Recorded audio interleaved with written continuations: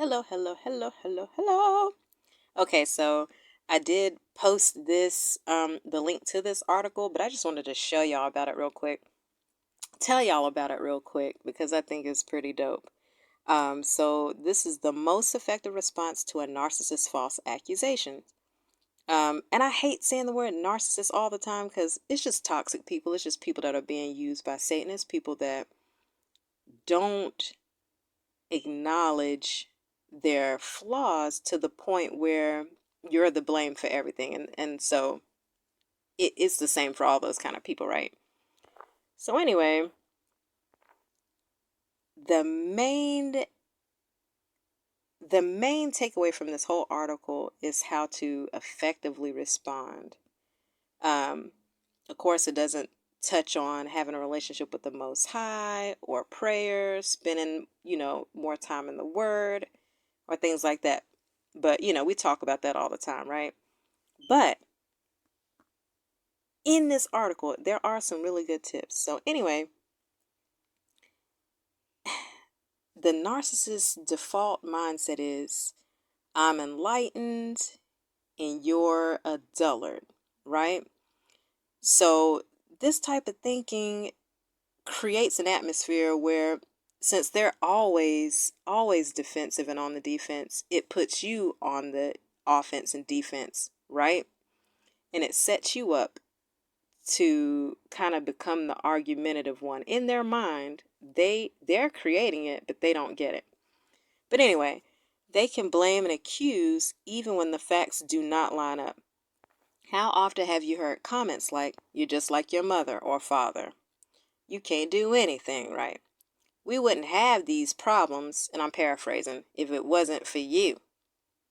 I don't know why anybody would listen to you. Yesterday you said one thing and today is something else. You're the most argumentative person I know. No, you can't do it that way. I can't count on you." And so on, right? So there's little stuff like that. Not little stuff, but it's things like that where whatever they have going on and are doing, they're projecting it onto you, right? Well, their constant defensive posture and one of their favorite tactics is to keep the focus off their flaws by putting it onto you. And you know why? Because the truth of their flaws is too painful. It's too hard for them to bear, right? And so being entitled, narcissists cannot be objective, which means factual, right? They'd rather be subjective, where you can kind of use opinions and change the narrative to kind of suit what they want to feel like is reality. They change their reality, or they change everybody's reality into this delusional version that they can live with. You know what I mean? So, anyway, let's get into why they point that finger of accusation toward you, right? Okay, and of course it wears you down psychologically. And like I said before, it's easy to become reflexively defensive when accused, but there are better ways to deal with this. So they have 7 tips, 7 effective ways to kind of combat this, right? So the first one is remind yourself that each time you respond with agitation, it plays into the narcissist's hands. They love that. They love that negative energy. They love when they can steal your peace. Anybody that's being used by Satan loves chaos, confusion, and disturbing the peace. So don't give them that. Don't respond with agitation. Number 2, ground yourself in reality, even when it is ugly. It's a fact that narcissists or toxic people need you to feel inferior in order to build their own self-esteem up. Okay? Number 3, don't defend. You might explain yourself once, but no more. Because anything you do to rationalize and justify, it will not work with them. It just won't. And it will keep those circles of arguments going on and on and on. And it won't end, right? Number 4. Oh, and I want to add the don't defend. Just like Jesus had to ignore the Pharisees sometimes. Sometimes he didn't give a response at all. And that might be something you will have to do at times. Because sometimes it will be things said to you that are so ridiculous to the point where like it's not even there is no good response to it. You know what I mean? Number 4, determine separately your defining traits. So when you're away from all the chaos and you have time to settle down, think about 12 to 15 top traits about yourself. Things that are your strengths, things that what it means to be a healthy person. And I won't get into all that right now. But you guys can read this on your own.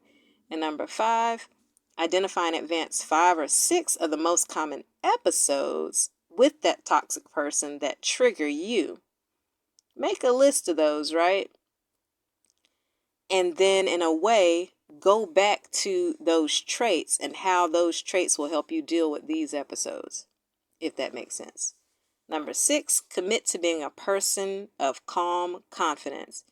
And you know, Ruach HaKodesh, Holy Spirit, will help you with this. He will give you peace. Yah will give you peace enough to hold on to your self-worth and to hold on to knowing who you are so that you don't become angry and bitter and basically the victim they want you to be, even though they're saying they're the victim. But anyway, I'm getting off subject. Number 7, move forward with assertive decisiveness, which means holding firm to your own priorities. You don't need their permission to do things, right? Hold firmly to your opinions. Hold firmly to the truth. And especially put boundaries into this relationship, no matter what type of relationship it is. The type of boundaries that are appropriate for the relationship, whether it's coworkers, a boss, wife, husband, parents, children, adult children, right? You put those boundaries into place and watch how the toxic people respond to those healthy, biblical, godly, believer boundaries, right? Not nothing crazy, but just putting things in place where you're not having to deal with disrespect, being belittled, and what you'll need to do when those things happen. It's not to control others, but it's just allowing a certain amount of access of yourself that you give these people when they do A, B, or C. The boundaries is super, super important. But again, once you put those boundaries in place, watch what happens. You will begin to see Yah remove people from your life. You will see people turn against you. All the terrible opinions, false accusations, and things they had about you. Sometimes they'll start saying it. They'll gossip. They'll slander. All this crazy stuff. Don't even be surprised, right? But with all these 7 tips, y'all, continue to grow closer to the Most High. Spend time with Him. Build that relationship. Get closer, and He will show you so many things. You'll get the strength you need and the direction on where to go, move, stay, whatever, from Him. And the ultimate thing, which is so hard, is to forgive these people. They're still people. They're still people, but they're being used by the enemy. And that's the thing. We're not supposed to be dealing with those. We're supposed to be living set apart, y'all. We're not supposed to be dealing closely with people that are being used, because you become a part of that as well. And it will make your life stagnant. You'll notice that things aren't growing, things aren't moving, and just an overall dissatisfaction. Emotional abuse is something else. And it's so sickening to where they will tell you that you're doing it to them. But anyway, y'all, I'm going to let y'all go.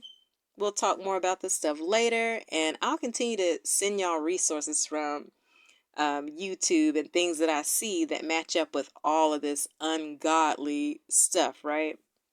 The bottom line is get closer to Yah. Start setting healthy boundaries. Get into that word. Put that armor on.